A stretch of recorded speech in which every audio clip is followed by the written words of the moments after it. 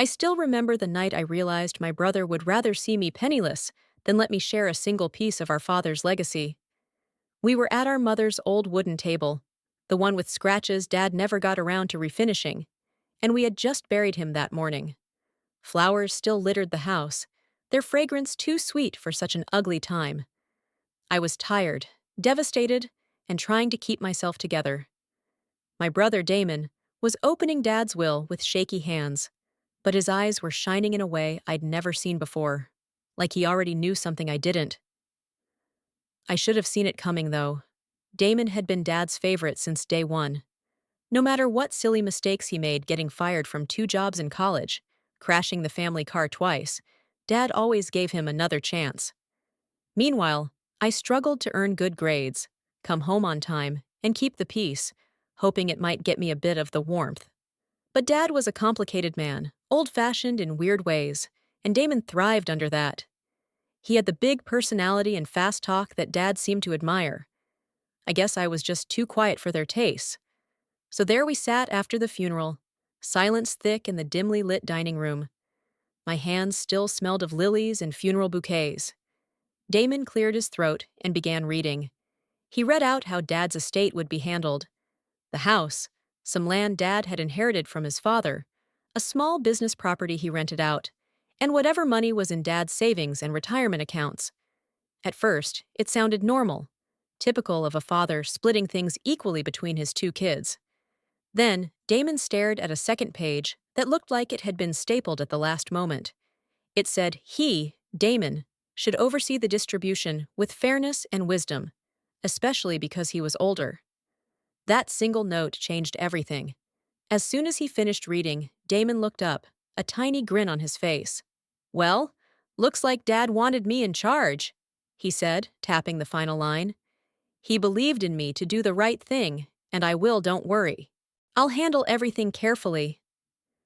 I agreed with a nod, not fully understanding what I was agreeing to. I just felt relief that Dad's final wishes might be carried out in some sort of calm manner. My mind was too foggy from all the heartbreak to question Damon's sudden confidence. We parted ways that night, with me returning to my cramped apartment downtown and him staying back in the family house to get organized. I told myself we'd figure it out in the coming days. But weeks passed, and I barely heard from him. When I tried calling, it went to voicemail. Text messages? No response. I was left in a strange limbo. Did Dad's will mention me at all, or was it all under Damon's sole supervision forever? One Friday afternoon, I decided enough was enough. After work, I drove straight to the family house. My heart pounded as I walked up the same porch steps where Dad used to sit, whittling wooden shapes to pass time. Damon answered the door, as if expecting me. He was wearing a brand new watch that must have cost a fortune. Right away, I got a bad feeling in my stomach, like I was about to see something I'd never be able to forget. He led me to the living room and casually mentioned he'd been making changes. The place reeked of fresh paint. Expensive new furniture had replaced our old worn couch. The walls were lined with boxes. My eyes were drawn to a large painting on the wall. Dad's antique rifle that used to hang in the den was nowhere in sight. Damon gave me a dismissive smile. "We're upgrading," he said. "Dad would want me to fix up the house properly. You know, for the future." I forced a half smile. "So what about the rest of his instructions? Have you gone through the accounts?" He shrugged. "Yeah, about that. I've talked to a lawyer friend, and it looks like Dad left me pretty much all decision power. The trust, the estate, the bank accounts.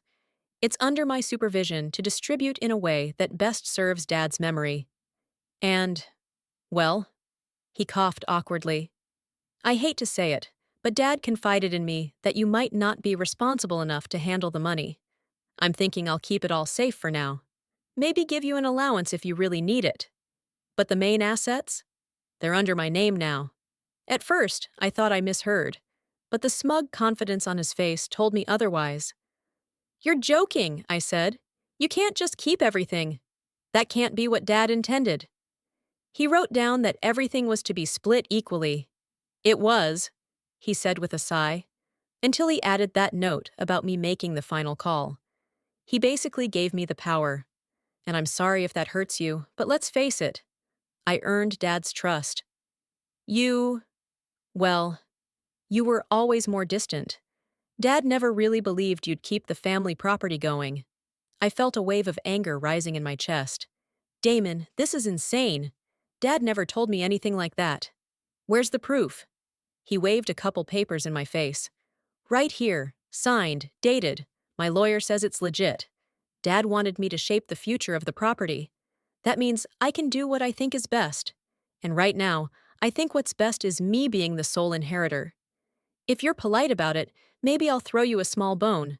But you'll have to ask nicely. I stood there, stunned, a lump in my throat. You think you can get away with this? Steal my share? Call me unworthy? My voice wavered between hurt and rage. I'm your sister, not some stranger you can cheat. He shrugged again. It's not cheating if Dad gave me permission. Seriously, don't cause a scene. It'll just make you look desperate. Then, in a casual tone that nearly made my blood boil, he added, Now, if that's all, I have a meeting with an interior decorator soon. I stumbled back toward the front door, tears burning in my eyes, a storm of thoughts swirling in my head. Out on the porch, I paused, breathing in the warm evening air. The old wind chimes tinkled softly, a painful reminder of how this place used to feel like home then. I stepped off the porch, got in my car, and drove away. My teeth were clenched the entire ride. I realized with a jolt that Damon had no intention of sharing anything. He believed his new twisted interpretation of Dad's final note empowered him to claim everything as his right. I calmed down enough to think rationally once I got back to my small apartment. The immediate question was, do I fight him in court? Sue him for my share? But I had limited savings, a modest paycheck. Damon, on the other hand, had Dad's entire fortune at his disposal, plus a cunning streak. He could tie me up in legal knots for years. Meanwhile, I'd burned through whatever tiny resources I had. It felt hopeless. That night, I couldn't sleep. Old memories of our family dinners played on repeat in my mind. Dad praising Damon for the smallest things, me feeling invisible. Then Dad remarking how Damon needed more support or more leniencies because he was finding himself. It was a pattern that never ended. Even from the grave, Dad's favoritism had given Damon all the power. I almost gave up. But then, out of the blue, a small spark flickered inside my childhood conversations about legal matters. Random bits of advice Dad had shared when I asked about estate planning, trust funds, or how inheritances sometimes had hidden clauses. Dad was quirky, yes, but he wasn't stupid. He used to say, one day, you might have to read between the lines of official documents, because what's written in bold might not be the whole story. I was just a kid then, maybe 12 or 13, but that line stuck in my brain. So I started digging. I spent evenings at the local library, flipping through books on wills and trusts, reading about real estate law in my state, searching for anything that might give me a clue. On weekends, I traveled to the county records office to check property deeds under Dad's name. I discovered that while the house was definitely Dad's property, so were two other parcels of land I never even knew existed. But the addresses were nowhere near our hometown. One was in a different county, and the other was states away. My father, the secret land collector.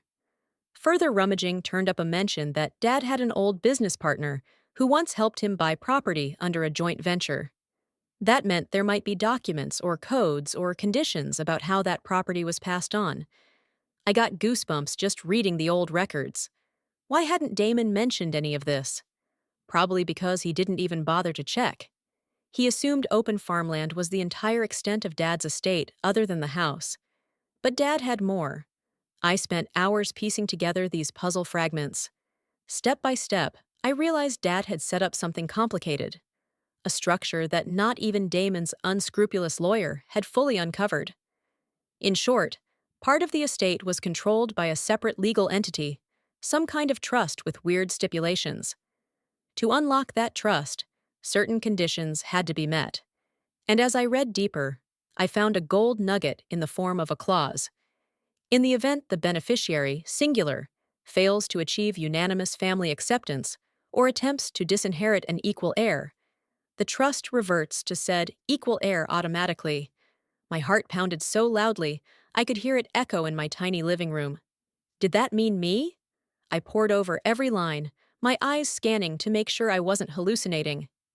Dad must have created this partial trust years ago, maybe when Damon was going through a rebellious phase or something. Possibly Dad worried Damon would do exactly what he was doing now, because the clause explicitly said that if Damon tried to freeze me out, I'd become the default heir to that chunk of Dad's fortune by operation of law. He didn't even have to have changed his main will for that to be valid. It was a separate legal setup. It's a trap, I whispered aloud, leaning back on my couch. Dad had left a trap for Damon in a side trust, probably never imagining it would actually come to pass. Or maybe he had. Maybe that's why Dad's note in the will was so vague. He put Damon in charge on paper, but left a back door for me to claim everything if Damon decided to be cruel. A sad, strange sense of pride in Dad's sly planning rose in me. Now I couldn't just wave that clause in Damon's face. No, I assumed he'd lawyer up, twist the language, bury me in legal fights. I realized I needed to be strategic. If I confronted him too soon, he'd hide or liquidate assets before I could secure them, or try to disclaim that trust or something. So I decided to keep my discovery quiet while I researched the next steps. I'd find a skilled attorney who specialized in estate law, and I'd let Damon believe he'd won, that I was too poor or naive to fight back. In the next few weeks, Damon's arrogance soared. He threw a housewarming party at Dad's place, inviting business contacts and old college buddies, showing off his property, sipping expensive champagne, bragging about expansions or renovations he planned to do. He never once invited me. I only heard about it through a friend. It stung, seeing pictures on social media, especially pictures of him wearing Dad's old ring, the one Dad had promised I could keep because I liked the craftsmanship. Damon just wore it like a trophy. But I swallowed the hurt and stuck to my plan. I even humored him once or twice, calling him politely, saying how I respected his choices, hoping he'd think I'd given up. He laughed in my ear each time, telling me I was doing the smart thing by staying away. With every word, he hammered the wedge of resentment deeper into my heart. But I needed him to stay complacent, so I pretended to accept my fate. After a month, my research was almost complete. I found an attorney, Ms. Chandler, who had experience unraveling tricky family trusts. The day I visited her office was the first time I felt real hope. She read Dad's trust documents quietly, then gave me the tiniest smile. "So, your father prepared for this scenario," she said, tapping the part about the reversion clause. "If your brother has indeed disinherited you or refused to honor your equal share, this triggers a shift in ownership for the assets within the trust. Potentially, you win control of everything inside it." Her eyes gleamed. "But you have to prove your brother's attempt to disinherit you in writing.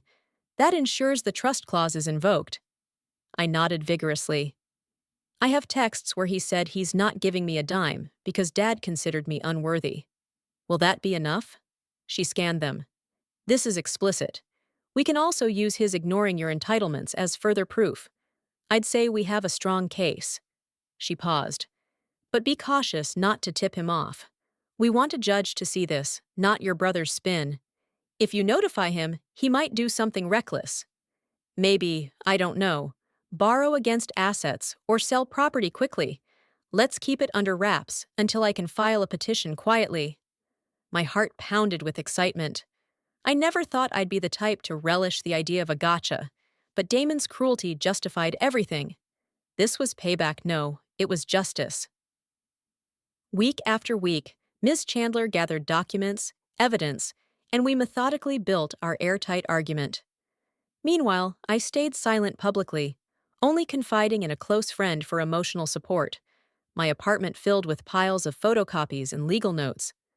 I kept my job going, though it felt surreal living my average life while secretly forging this plan that could turn Damon's world upside down.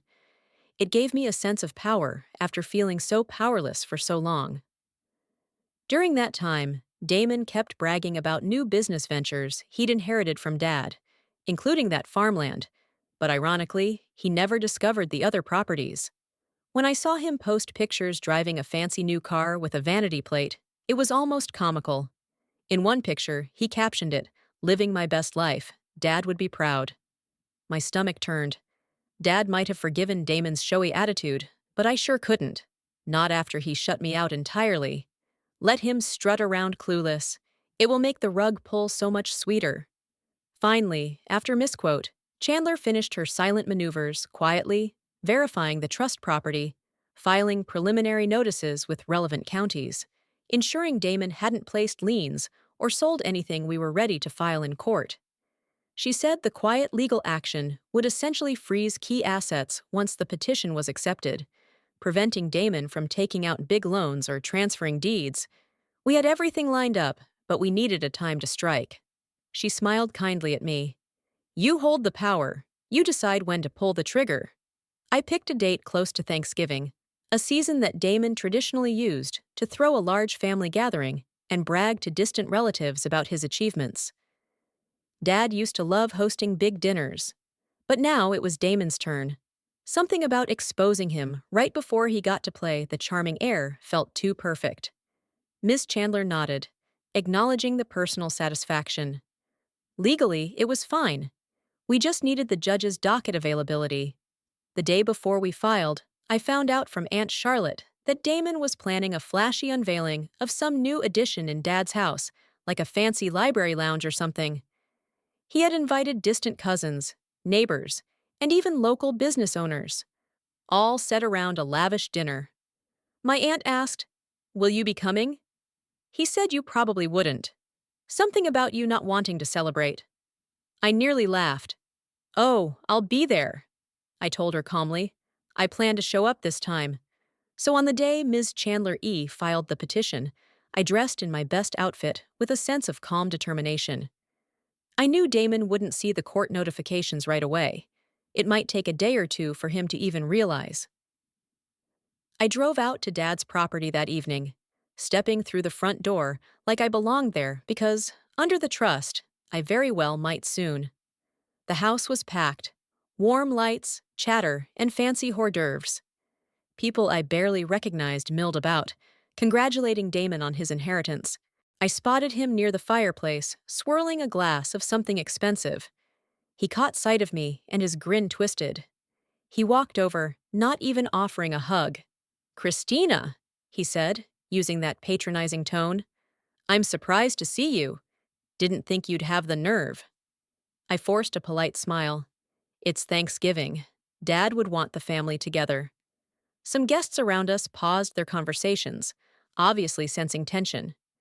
Damon sipped his drink. "Well, enjoy the party. Just remember, I'm the one who pays for everything now." He shot me a look that said, "Get lost." I wandered the house, a swirl of memories hitting me with each step. The foyer where Dad taught me to tie my shoes. The hallway where Damon once locked me out during a thunderstorm because he thought it was funny. Sadness, anger, nostalgia. They all blended into my chest. But I focused on the moment. This was Damon's last day, lording over Dad's estate unchallenged. Around 9 p.m., as the dinner wound down, Damon was making a toast in front of everyone, praising himself for preserving Dad's legacy. He babbled about expansions, new business deals, how he'd keep the property in the family as Dad would have wanted. I stood at the edge of the crowd, silently recording on my phone, capturing him bragging about how he decided to withhold certain assets from me. Perfect. More evidence if needed. Then I stepped forward, clearing my throat. "Excuse me?" I said. Everyone turned. My voice trembled slightly, but I held firm. "Damon might want to inform you all that, as of today, the estate is under legal dispute. He tried to keep me from my share, but that's not how Dad's trust works." Murmurs rippled through the gathering. Damon's face paled. Though he tried to maintain composure, he let out a harsh laugh. "You can't be serious. You have no share. Dad put me in charge." I reached into my bag for a small folder and waved it gently. "This is the trust Dad formed years ago. The one that states if you disinherit me or call me unworthy, Your right to these assets is voided. You never even realized it existed, did you? I paused. We filed a petition in court this morning. You'll probably get the official notice tomorrow. Basically, the property, the accounts, everything might revert to me if the judge sees how you tried to lock me out. You admitted it in text. You said Dad found me undeserving, which was a lie. You're done, Damon. Silence slammed over the room. Damon's jaw dropped. I saw his eyes darting around for support, but none of our cousins or neighbors looked eager to defend him. They were just stunned. Aunt Charlotte set her wineglass down with shaky hands. A hush hung in the air like a held breath. Then Damon exploded. This is nonsense. Dad wouldn't do that. He told me I was the rightful heir. This is just a pathetic attempt by you, playing lawyer or something. He tried to snatch the folder from my hand, but I jerked it away. Ask your lawyer, I said calmly. He'll confirm the trust is real. The county records do too. If it's nonsense, then you'll have nothing to worry about. Of course, that doesn't explain your text messages threatening to give me zero inheritance, or all the times you told me I wasn't getting a dime. I locked eyes with him. You messed up big time, Damon. Guests began whispering, some stepping back like they didn't want to be associated with him. I turned to go. Before I left, I glanced back once more, seeing him standing there, face reddening, fists clenched, entirely out of words. It was the first time in my life I saw pure panic in his eyes. Over the next few weeks, the legal machinery rumbled forward. Damon's lawyer tried to fight it, but the trust documents were airtight. Dad had them witnessed and notarized properly. We had Damon's own statements, proof he deliberately withheld my share. So the clause triggered automatically. The judge scheduled a hearing. Ms. Chandler was calm and confident. Damon tried stunts, like claiming I forged documents. He insisted he had a right to sell some farmland to cover maintenance costs. The judge quickly shut that down and ordered him not to move or sell any property until the case concluded. Even more ironically, it revealed that Dad had bigger bank accounts than we realized, but those accounts fell under the trust's protective umbrella. Damon had to hand over bank statements. It showed he'd been withdrawing large sums for personal luxury items, his watch, his new car, fancy dinners. That ate away at his credibility in front of the judge, who openly asked him, "Why wouldn't you have offered your sister any portion if the will intended a fair distribution?" Damon stammered. The final blow came when Ms. Chandler produced a recorded statement from Damon about how I took every cent because it's my right. She's unworthy. Dad never cared about her anyway. He'd said those exact words to a friend, not realizing we had the phone call. The friend had shared it with me after hearing Damon brag. That was the exact trigger language the trust needed to revert everything. The judge read that transcript, shook his head, and declared Damon had violated the trust's conditions, awarding me primary control. Any arguments Damon had left fell on deaf ears. The day the judge issued the final ruling was surreal. I sat in the courtroom in a daze while Ms. Chandler gently squeezed my arm. "Congratulations," she whispered. "It's done. The trust is yours. Damon will have to vacate the property and transfer all assets. He can protest, but it won't hold up." My head spun with an odd mix of triumph and sadness. Part of me never wanted it to come to this. Dad's estate was supposed to be a shared gift, but Damon's selfishness forced me into a corner. Now he'd lose everything he'd just begun to enjoy. Walking out of that courthouse, I felt lighter, like I could finally breathe. Outside, Damon was leaning against a pillar, eyes red, arms folded. I could see the fury, the humiliation. He glared at me. "You tricked me," he hissed. "You set me up." I sighed. "You tricked yourself. If you'd just split fairly, like the will basically said, we'd both have plenty. But you had to push me out. Dad gave you a test, and you failed it." He looked at me, eyes brimming with hatred. "You'll regret this," he muttered, then stalked off. I watched him go, each step heavier than the last. In the following weeks, Damon was forced to move out of Dad's house. He had to forfeit all the accounts and property under the trust, which we discovered included a chunk of farmland in a neighboring state that was quite valuable. The lavish lifestyle Damon had flaunted was gone overnight. His fancy watch? Sold. The sports car? Sold. He tried to pay some of his legal bills with the leftover funds, but that barely covered it. He ended up jobless and couch surfing at a friend's place downtown. Word spread quickly among our relatives that Damon's inheritance had evaporated because of his own arrogance and cruelty. One day, about a month after I officially took possession, Damon showed up at the property unannounced. I was inside, rummaging through Dad's old study, trying to see if there were more hidden things I should know about. I heard a timid knock on the door and opened it to find Damon, looking defeated. The difference was shocking. He had lost weight, grown stubble, wore wrinkled clothes that smelled of stale sweat. His eyes looked puffy, like he hadn't slept in days. "Christina," he mumbled, not meeting my eyes. Can we talk?" I hesitated, then stepped outside with him, shutting the door behind me. "What do you want?" He swallowed, fiddling with his hands. "I messed up." "I see that now. I never expected you to actually fight back. I'm so used to Dad letting me off the hook. I guess I thought you'd do the same." "Well, you guessed wrong," I said, my voice steady. "No pity left for him." He nodded, tears forming at the corners of his eyes. "I know. And I'm sorry. I was greedy and insecure. You were always more driven, more stable. I guess I felt overshadowed, and I let that push me into doing horrible things. Please, is there any chance you'd let me help me, I mean?" My stomach flipped. For a moment, I thought about how close we once were as kids, how Dad's misguided favoritism might have shaped Damon's entitlement. Then I remembered him mocking me in front of others, bragging how he'd get everything. I recalled nights in the hospital after Dad died, feeling alone. The memory stung, but I also felt a flicker of mercy. He was my brother, after all. "How exactly do you want me to help?" I asked softly. He lowered his head. "Maybe lend me a small place to stay on the property, or a short-term loan to get back on my feet.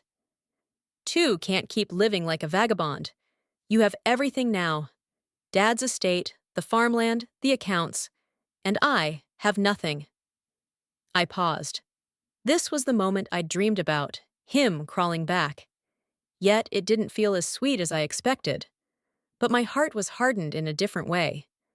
I realized I didn't want him completely homeless, but I also didn't trust him with a single dime of my money. "I'll consider letting you stay in the old caretaker's cottage near the orchard for a month, rent-free. But that's it. You'll need to find a job. Arrange your own transport. If you do manage to get yourself stable, we can talk again. But I'm not giving you piles of cash." He blinked, tears slipping down his cheeks. That's more than I deserve." "Thank you." He tried to reach out like he might hug me, but I stepped back. I might have offered him a scrap of mercy, but we weren't anywhere near that kind of closeness. That was how Damon ended up living in a tiny caretaker's cottage at the edge of the orchard. The same orchard he had once bragged about turning into a private golf course. Now it was his cramped living space with no luxuries. Meanwhile, I spent months carefully managing Dad's properties, learning how to rent farmland responsibly, and even stepping into some of Dad's old philanthropic roles. My heart felt lighter because for all my brother's wrongdoing, justice had been served. And ironically, it was Dad himself who'd built this elaborate plan to save me. Some nights, I still feel sadness. Our father is gone, and so is the naive dream that Damon and I might run the family estate together. But within that sadness, there's a sense of pride in how I stood up for myself.